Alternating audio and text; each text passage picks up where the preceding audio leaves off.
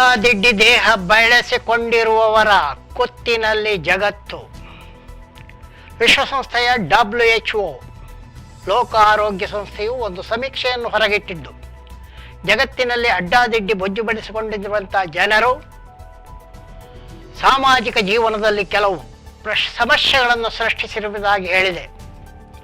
ಜಗತ್ತಿನ 31.3%, ಬಹುತೇಕ 3ರಲ್ಲಿ ಒಬ್ಬರು ದೇಹವನ್ನು ಅಡ್ಡಾದಿಡ್ಡಿ ಬೆಳೆಸಿಕೊಂಡಿದ್ದಾರೆ ಎಂದು ವರ್ಲ್ಡ್ ಹೆಲ್ತ್ ಆರ್ಗನೈಸೇಷನ್ ಹೇಳಿದೆ. ಭಾರತದಲ್ಲಿ 57% ಮಹಿಳೆಯರು ಮತ್ತು 42% ಗಂಡಸರು ದೇಹವನ್ನು ಅಗತ್ಯಕ್ಕಿಂತ ಹೆಚ್ಚಾಗಿ ಬೆಳೆಸಿಕೊಂಡಿದ್ದಾರೆ ಎನ್ನುವಂಥ ಮಾಹಿತಿ ಕೂಡ ಇದರಲ್ಲಿದೆ.